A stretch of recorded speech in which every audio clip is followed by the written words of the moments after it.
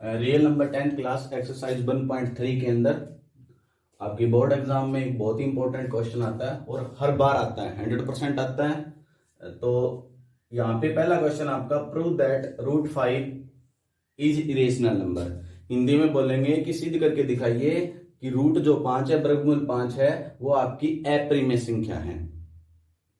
तो irrational number को proof करने से पहले आपको दो टॉपिक अच्छे ढंग से आने चाहिए जो आपके सामने पड़े हैं। अगर आप इन टॉपिक को क्लियर नहीं करते तो इनके बिना आप कभी भी किसी भी संख्या को इरेशनल प्रूफ नहीं कर पाएंगे।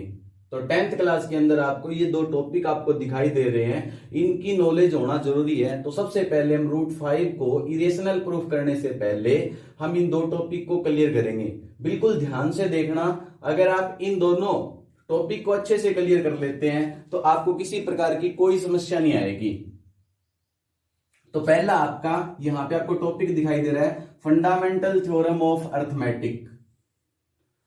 जो आपकी फंडामेंटल थ्योरम ऑफ अर्थमेटिक है, आधारभूत प्रमेय है अर्थमेटिक की, अंकगणित की आधारभूत जो प्रमेय है वो क्या कहती है। सबसे पहले तो आपका इसका मीनिंग पता होना चाहिए, ये क्या कहना चाहती है। अगर आप इस चीज को क्लियर कर पाएंगे तो हम जब रूट 5 को प्रूफ करेंगे तो उस समय उसकी नॉलेज हमारे काम आएगी। तो सबसे पहले देखते हैं फंडामेंटल थ्योरम ऑफ अर्थमेटिक क्या कहती है। कोई भी नंबर आपने ले लिया, यानी कोई नंबर मान लो आपने 35 ले लिया, तो ये कहता है कि कोई भी composite number, fundamental theorem of arithmetic आपको ये बताता है आपके पास कोई भी कंपोजिट नंबर है, कोई भी भाज्य संख्या है, जैसे कि 35, 4, 8 ऐसे नंबर जो किसी और से भाग हो जाए तो हम उनको प्राइम नंबर के रूप में दर्शा सकते हैं। बस इतनी की ये फंडामेंटल थ्योरम ऑफ अर्थमेटिक ये कहती है कि आपके पास कोई भी कंपोजिट नंबर है और उस कंपोजिट नंबर को आप इजीली प्राइम फैक्टर में तोड़ सकते हैं। ये छोटी क्लासों के अंदर हमने किया है, बिल्कुल आसानी से किया है। तो 35 को आप क्या करते थे, ऐसे लिखते थे, आपको यहां से ऐसा एक स्टाइल बताया गया है, 5 × 35। तो 35 आपका कंपोजिट नंबर था, भाज्य संख्या था, ये किसी और से भाग हो जाता था, लेकिन हमने इसके फैक्टर कर दिए 5 × 7। यही फंडामेंटल थ्योरम ऑफ अर्थमेटिक बताती है कि कंपोजिट नंबर कोई भी लो, दुनिया के किसी भी नंबर को आप प्राइम फैक्टर के रूप में दर्शा सकते हैं। तो 35 के आपने टुकड़े किए, फैक्टर किए, 5 और 7 आप देख पा रहे होंगे, दोनों के दोनों प्राइम नंबर है। प्राइम नंबर का मीनिंग होता है अभाज्य संख्या जो किसी और से भाग नहीं होती। तो 35 आपका 5 और 7 हो गया। इसी प्रकार अगर आप 4 की बात करेंगे तो इसके भी आप फैक्टर बना सकते हैं, 2 × 2। आप लोगों को पता होना चाहिए कि 2 भी आपका क्या है, प्राइम फैक्टर है। इसे आप ऐसा भी डिनोट कर सकते हैं, ऐसे ही आप 8 को कर सकते हैं 2 × 2 यानी 2 की पावर 3। इस ढंग से आप कितने भी कंपोजिट नंबर लीजिए और उन्हें प्राइम फैक्टर के रूप में दर्शा सकते हैं। इस बात को लास्ट तक याद रखना जब हम क्वेश्चन करेंगे कि कंपोजिट नंबर उन्हें प्राइम फैक्टर के रूप में हम डिनोट कर सकते हैं।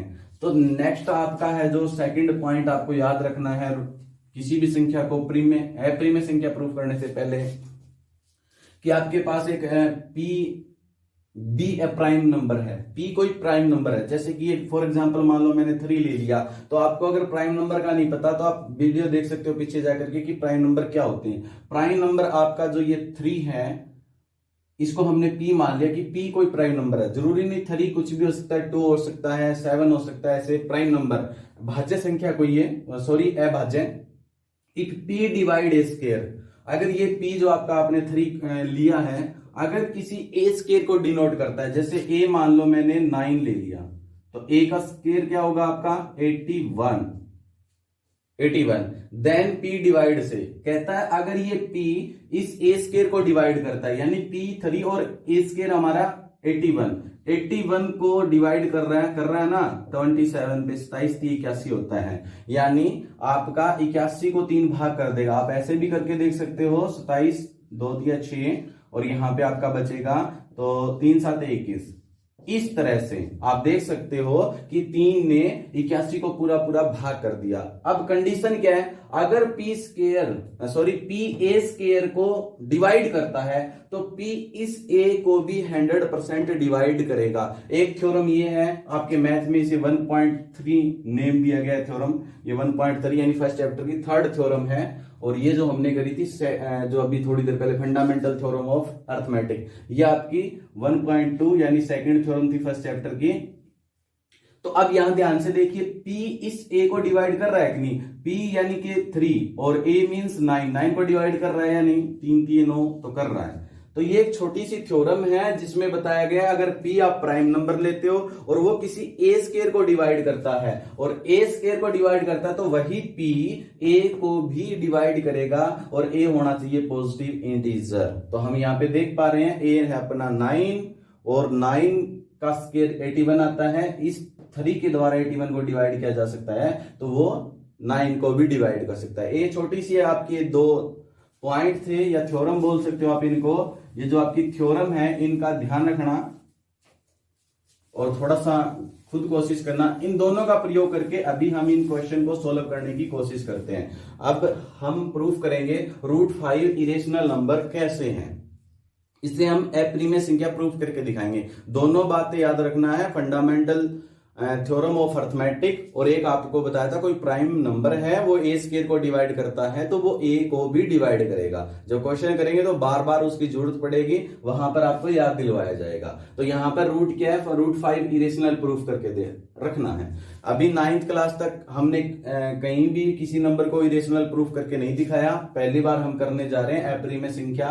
तो √5 क्यों है, तो एक बात यहाँ पे छोटी सी मैं आपको बता देता हूं कि यहां पर सबसे हमारा जो आसान तरीका रहेगा वो ये रहेगा कि एक बार के लिए हम √5 को क्या मान लेते हैं, रेशनल नंबर। तो यहां पर जब सॉल्यूशन स्टार्ट करेंगे तो हम √5 को सबसे पहले, यानी कोई भी क्वेश्चन आपने करना है उसको इरेशनल प्रूफ करना है तो सबसे पहले रेशनल मान लेना। थोड़ी देर में पता चल जाएगा ऐसा क्यों कर रहे हैं। Let √5 is rational number.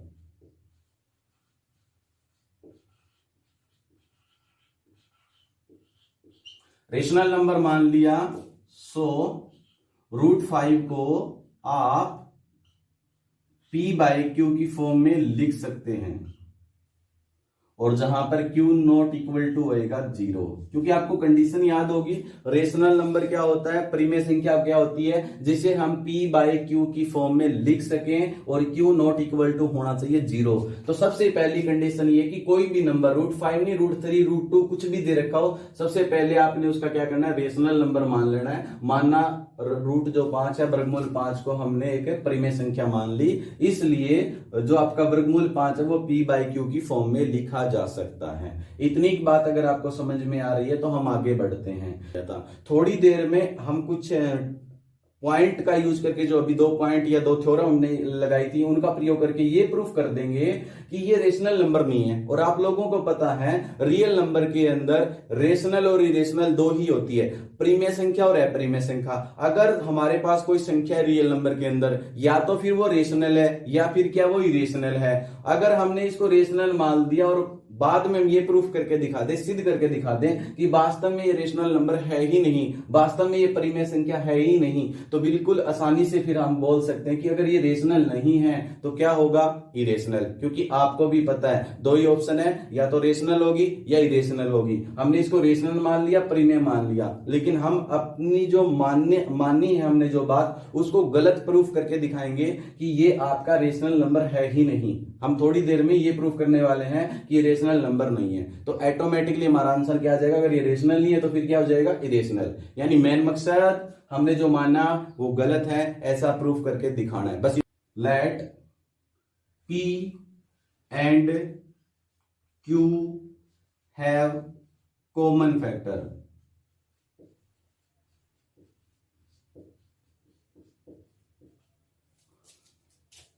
सो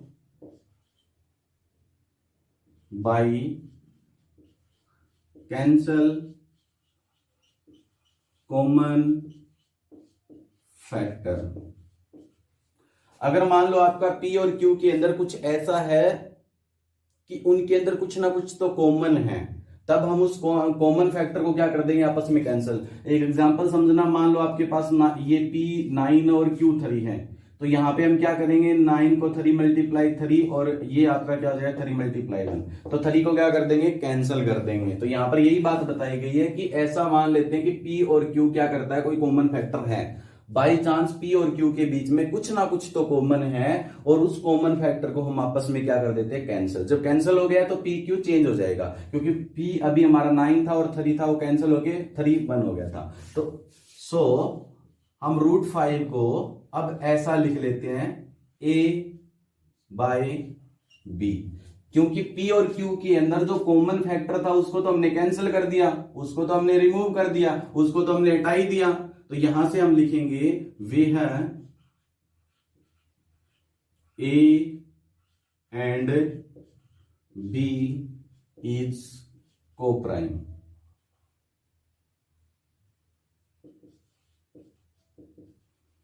इतनी बात आपको समझ में आ गई कि हमने इसको रेशनल नंबर माना था, P बाई Q की फॉर्म में लिख सकते हैं, लेकिन इस P और Q के अंदर कुछ ना कुछ कॉमन फैक्टर थे, उस कॉमन फैक्टर को हमने कैंसिल कर दिया। अगर हमने ऐसा कर दिया, उसमें से कैंसिल हो गया, तो कैंसिल होने के बाद P और Q में जो कटने के बाद हमारा A और B के रूप में बच गया।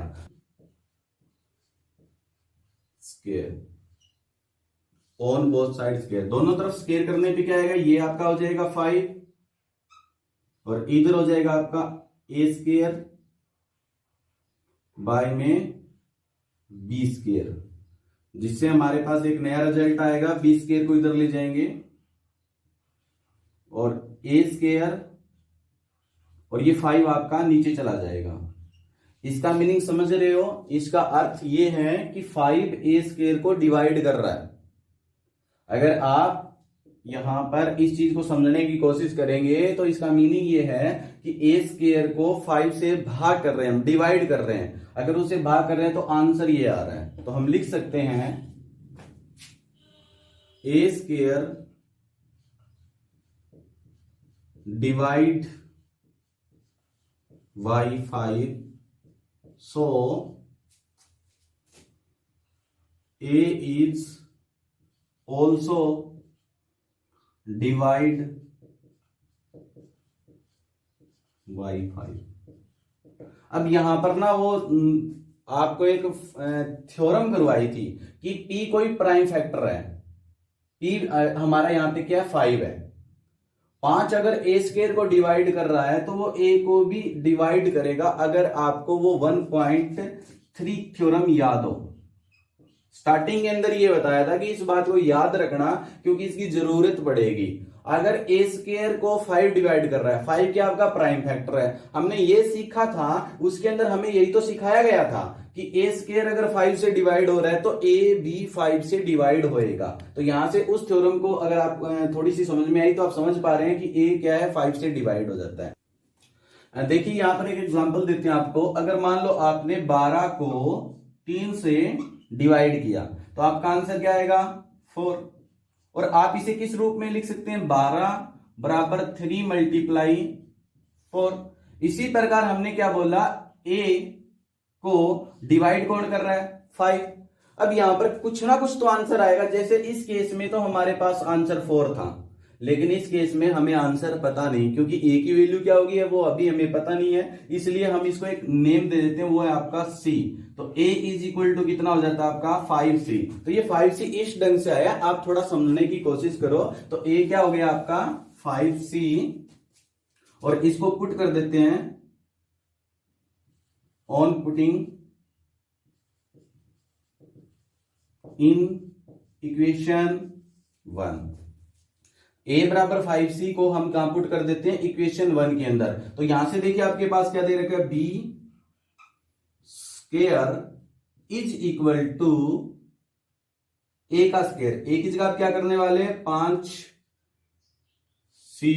का स्क्वायर, नीचे आपका 5। तो आप यहां से करेंगे इसको B स्क्वायर, 5 का स्क्वायर क्या आएगा 25, C स्क्वायर बाय में 5। आप यहां से करेंगे तो B जो आपका वैल्यू देगा, B square is equal to 5 और C स्क्वायर। आप इसे ऐसा भी लिख सकते हैं, बी स्क्वायर बाय में 5 और बराबर सी स्क्वायर।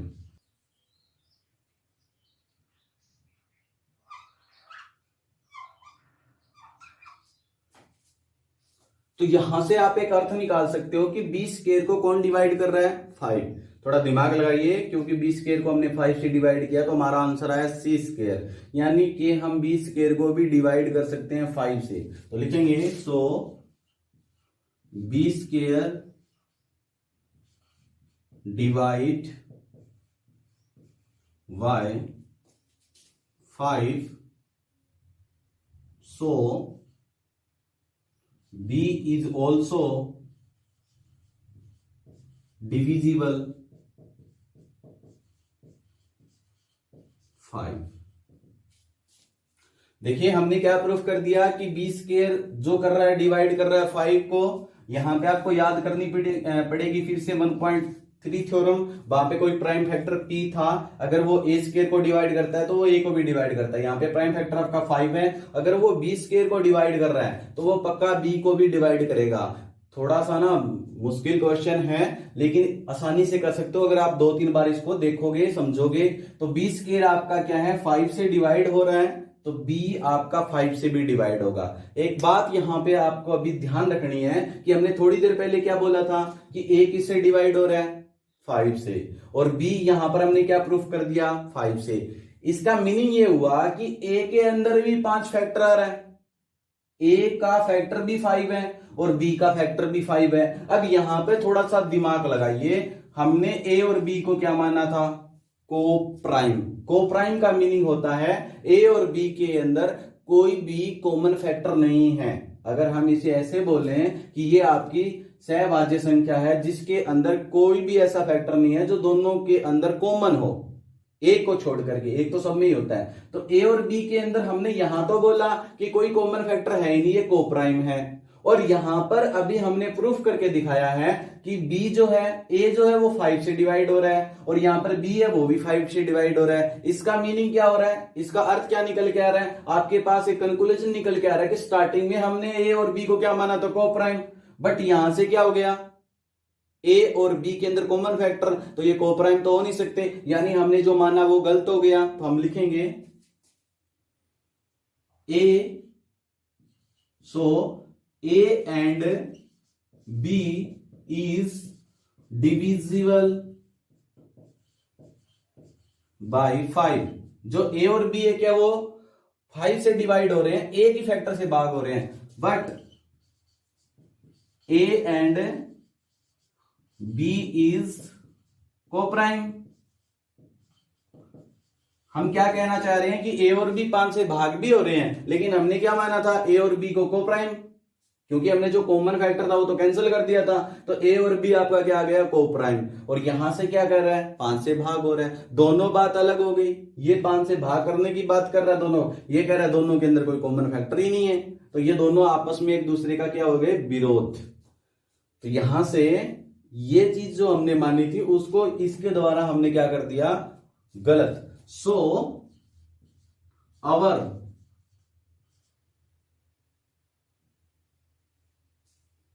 assumption is wrong। तो हमने जो माना है वो हमारी assumption है, जो हमारी कल्पना है वो क्या है, बिल्कुल रॉन्ग है। हमने जो यहां पर एक चीज बताई थी आपको √5, वो क्या होगी हमारी अब रॉन्ग। √5 को हमने क्या मान लिया था, रेशनल नंबर, क्योंकि यहां से हमने ये प्रूफ करके दिखा दिया। तो देखिए, so our assumption is wrong, क्यों, क्योंकि हमने इसको ए और बी को को प्राइम माना था। थोड़ी देर बाद में हमने प्रूफ करके दिखा दिया ए और बी आपका डिवाइड हो रहा है 5 से, इसलिए वो को प्राइम हो ही नहीं सकता। तो हमारी अजम्पशन रॉन्ग हो गई, और अगर रॉन्ग हो गई तो इसका मीनिंग ये है कि ये जो हमने माना था वो रेशनल नंबर नहीं है। सो √5 इज इरेशनल नंबर। देखो थोड़ा सा दिमाग लगाना पड़ेगा, क्योंकि यहां पर ये जो थोड़ा सा आपके आउट ऑफ रेंज क्वेश्चन होता है। 10th क्लास में आप छोटे छोटे फार्मूले पुट करते रहते हैं, इजी इजी क्वेश्चन करते रहते हैं, लेकिन इस तरह के क्वेश्चन करने में थोड़ी सी समस्या तो आपको आएगी। लेकिन अगर आप इस तरह के क्वेश्चन आसानी से सोल्व कर लेते हैं 2-3 बार करने के बाद, तो गारंटी है मैथ जो है 10th का बिल्कुल इजी है। कोई 1-2 क्वेश्चन इस जैसे होंगे पूरे मैथ के अंदर जो आपको थोड़ा सा विचलित कर सकते हैं, लेकिन आप थोड़ी सी मेहनत के द्वारा ऐसे क्वेश्चन को इजीली सोल्व कर सकते हैं। तो दोबारा से थोड़ा सा रिवाइज करा देता हूं कि यहां पर जब भी आपको कोई क्वेश्चन करना हो, √5 को इरेशनल प्रूफ करना है, √2 को अप्रिमेय संख्या करना है, किसी भी संख्या को आपने अप्रिमेय संख्या प्रूफ करके दिखाना है ना, तो एक छोटा सा काम करना। सबसे पहले उसे आपने क्या मान लेना है, रेशनल नंबर, आपने उसे परिमेय संख्या मान लेना है। फिर वो p/q की फॉर्म में होगी, ये आपको पता है। बस आप इतना याद रखना, अगर आपने इसको रेशनल नंबर माना है तो कोई ना कोई ढंग से कोई ना कोई तरीका लगाएंगे और जिससे हम ये प्रूफ कर देंगे कि जो हमने माना वो गलत है। और अगर हम ऐसा प्रूफ कर देते हैं कि हमने रेशनल नंबर माना गलत है तो अपने आप ये क्या हो जाएगा, इरेशनल नंबर, जैसे कि इसमें हुआ है। तो आप इस क्वेश्चन को दोबारा देखिए, करिए।